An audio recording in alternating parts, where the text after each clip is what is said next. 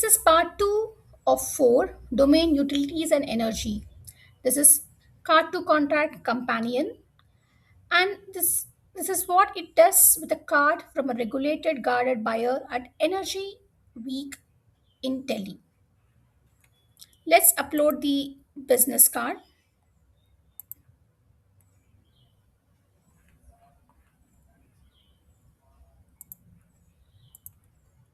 And a short note to kick off this process.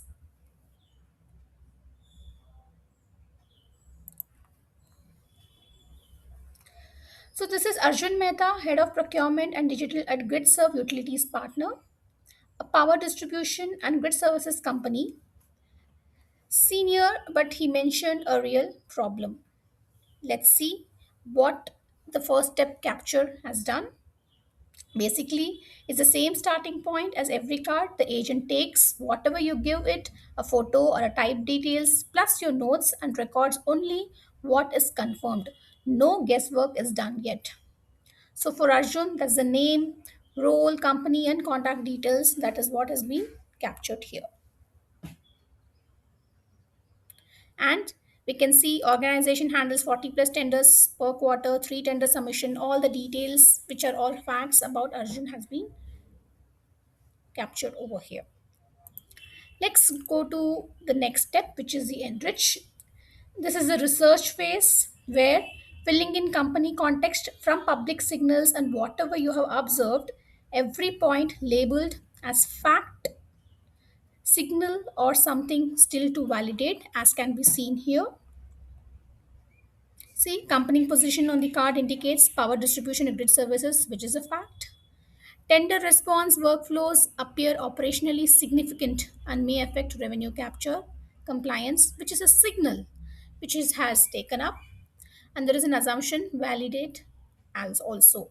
Missed tender deadlines may represent a measurable business impact, as you can see here. So, after this step, let's go to the next step for interpretation. Here, the agent moves from information to judgment.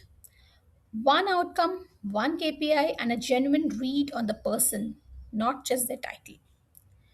So it has taken the inputs from the previous steps and interpreted it and given us the output here. So primary outcome is here is the focus is on the revenue. Reason is also given here. Missing tender lines can directly prevent participation in competitive bids. The most defensive primary outcome is protecting and increasing bid participation. So the category is revenue, and the KPI which has been identified is on time tender submission rate. The primary constraint, the tender response process may depend on coordination across procurement, and the AI leverage hypothesis is also mentioned over here.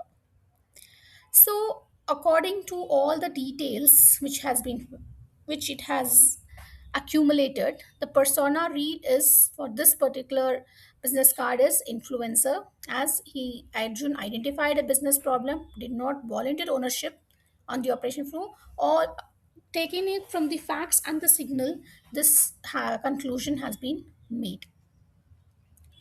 So, working interpretation summary is also given here.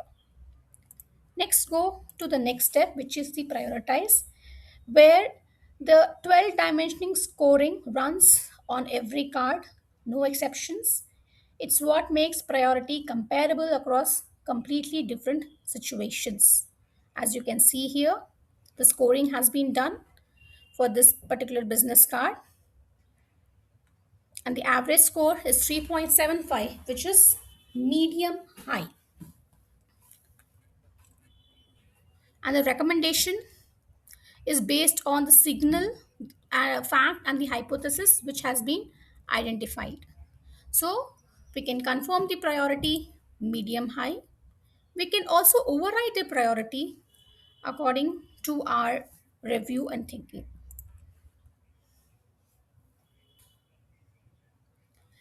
Next is the personalization step, which determines the best engagement path based on the confirmed priority and buyer persona.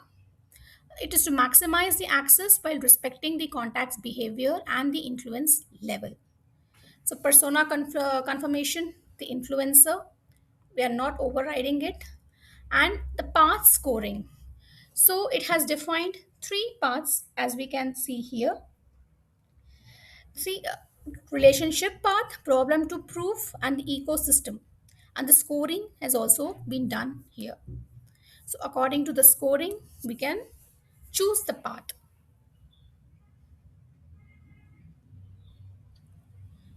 So, confirm the persona, and then we can choose the path accordingly. This case, we are going with confirm. First, we'll confirm the persona.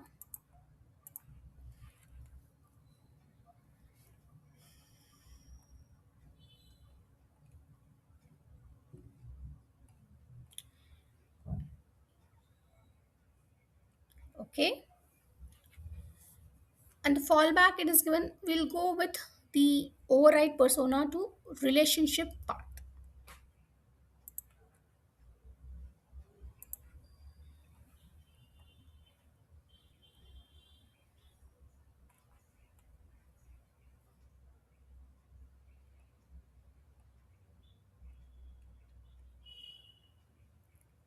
So, all the details have been updated.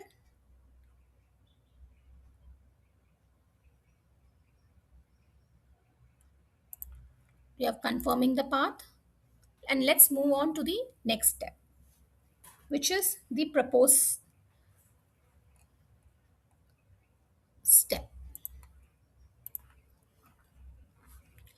So in this step, agent builds a complete outreach kit for whichever path is chosen, but the kit itself changes shape depending on the path and not just the wording.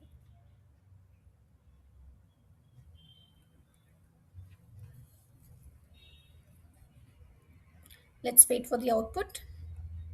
So you can see a complete kit in which includes the LinkedIn follow-up, email draft,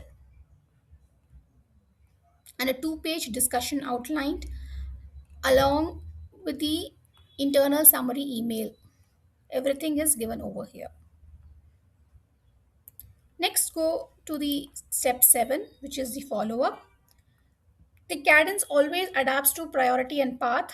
A relationship path never gets the same urgency as a problem to proof one, even at a similar priority level. So, the core principle here is do not ask for discovery session immediately. And the follow up timeline is given here within 1 week. Send the insight focused email. Day 14, share one observation on tender response workflow. Day 13 and day. So, all the plan has been chalked out and mentioned here. And a recommended day 14 follow up mail is also drafted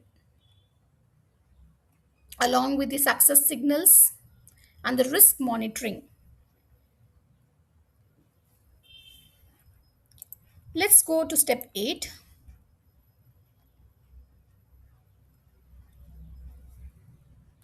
which is the discover. The discovery agent is always pre built before the meeting even exists, so nothing is improvised once trust is actually established. As you can see here, recommended positioning is given. Arjun, I am not suggesting a project. I would value a short exchange on how GridServe thinks about tender response discipline. All these has been done based on the priority and the path and the persona which has been chosen before. And a 40 to 60-minute discovery agenda is given here along with the objective and relationship safe framing.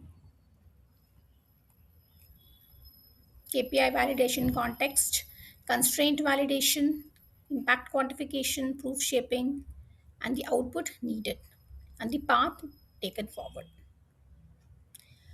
And recommended discovery CTA, everything is given over here. Next is the proof plan. This defines if the relationship advances far enough to justify one, because the selected path is relationship, This remains a conditional design rather than an active recommendation. If we had chosen problem, proof to problem or other ecosystem, then it would have been a different layout. So the 90-day proof structure is, it's all it's all it's just a conditional design since it's a relationship path. But this is how it looks like. Measure phase 4 on the different phases and the timeline have been defined here.